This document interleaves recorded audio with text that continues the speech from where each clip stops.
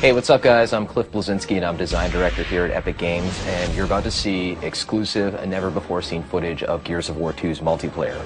Now the first Gears was a success online, everybody plays it, they're still playing it, but we wanted to really take the game to the next level, and we have many more new multiplayer modes, we have new characters, we have new arenas, new execution moves. It's really a whole new game, and I think you're really going to like it, so let's check it out.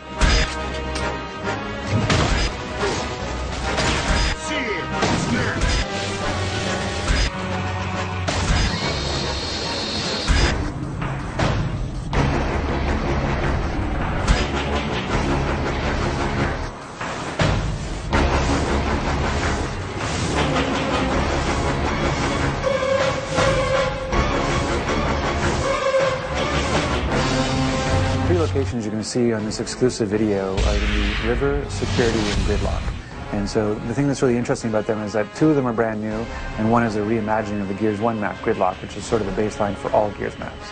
River is based on a single-player location that people get to see in Gears 2 called Landdown, where they actually go to deploy all the Gears to the underground. It's a sort of snowy, wintry hamlet. It's a beautiful setting where there's beautiful violence as well. The final location is a map called Security, which is a mysterious COG outpost with laser fences and laser turrets, in which players have to deactivate said turrets and lasers in order to acquire some of the bigger, better weapons. It's visually compelling, and I think it represents a nice cross-section of the multiplayer experience of Gears 2.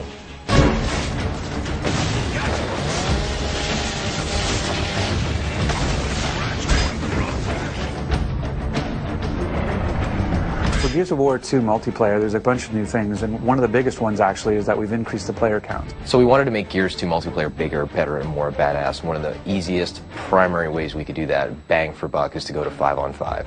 Right now it really feels like a really good number of 10 players in the battlefield taking one another out, and it really kind of rounds things out nicely.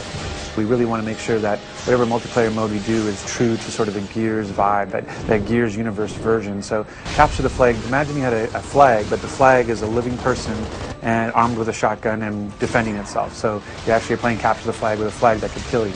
And so you have to go and you have to basically capture the flag by downing him and picking him up as a meat shield, and then you have to drag him back to this location to score a point. So it's capture the flag but done Gear style. So another mode that we're showing is again sort of a reimagining of a known style, which is the Wingman, where it's you and a partner playing against everybody else. We used to call it 2v2, v2, v2, v2. The fact that Gears is really all about co-op, it didn't feel right to have this sort of just last man standing kind of gameplay. It didn't resonate in our world. So when we looked at how we'd want to have that kind of gameplay, it really felt more like it had to be sort of a co-op experience. The third mode that you'll get to see in this exclusive video is something we call Guardian.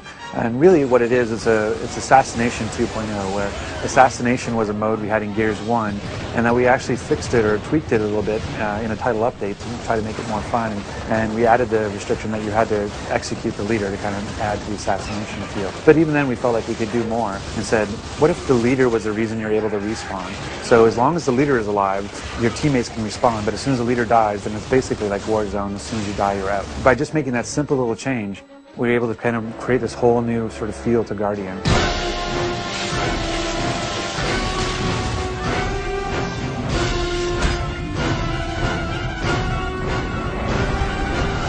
So some of the new weapons that we have in Gears of War 2 include the Scorcher, which is one of my personal favorites. It's essentially the flamethrower from hell. It is basically the most beautiful but deadly flamethrower ever conceived in a video game. Then we also have the Gorgon, which is a locust burst pistol, which is tremendously powerful and also very heavy.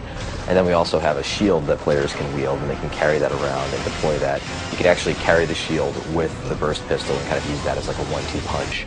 And then we have a poison grenade that players can use for area of denial in order to kind of throw this nasty, noxious cloud out. So in Gears of War 1, we had the ability of using a grenade for grenade tagging. So we found that it would be more interesting to actually take that idea of grenade tagging an opponent and actually apply it to the environment. So now you can actually take any of our 3 grenades, the poison grenade, the smoke grenade, or the frag grenade, and you can actually attach it to a wall.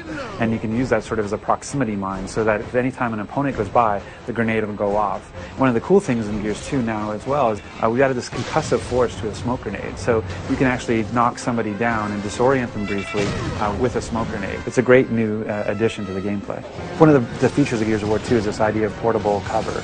We have it both in the shield that you get to carry, the idea of the meat shield, a feature that sort of led to meat flags, this idea of being able to hold somebody as a captive and defend yourself while they block the shots for you.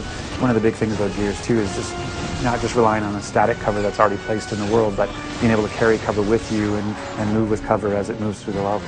So in the first Gears, the chainsaw, the Lancer, was a wonderful weapon, and players would cut each other up and had a great time doing it. But we never really got into the whole idea of if two players came at each other with a chainsaw, what would happen. It was essentially random who won. And now we're answering that question in the sequel, whereas players will lock onto each other and engage in this life or death struggle with sparks flying and the light flickering, and they're grunting and they're pushing, and players are mashing the button, and within 3 seconds one player will wind up winning and cutting the other guy in half. And it's this tremendously memorable moment to see these two soldiers, these two huge warriors, dueling on the battlefield with these weapons.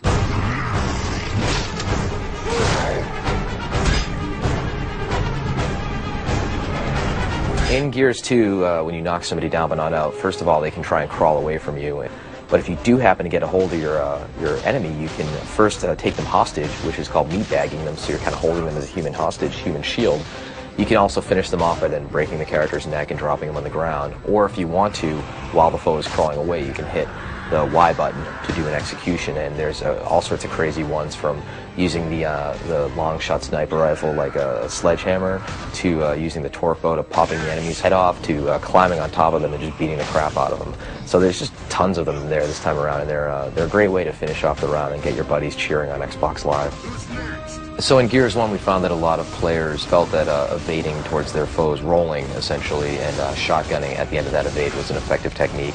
And that really wasn't the game that we envisioned, so we hooked in this idea of stopping power, whereas players get shot and actually will slow down progressively with more bullets, so that players can no longer just run blindly at each other, gladiator style. They actually have to be a little bit more tricky and use the cover system and flank and deal with suppressing fire from their buddies in order to really earn their kills this time around. Gears 2 is bigger, better, and more badass, and the multiplayer most certainly shows that. We have amazing new game modes. We're shipping with at least 7. We have great new multiplayer arenas. We have nasty new weapons, grisly new executions, a larger scale of the multiplayer, and I think players are going to be pleasantly surprised with the complete package that we're delivering for them.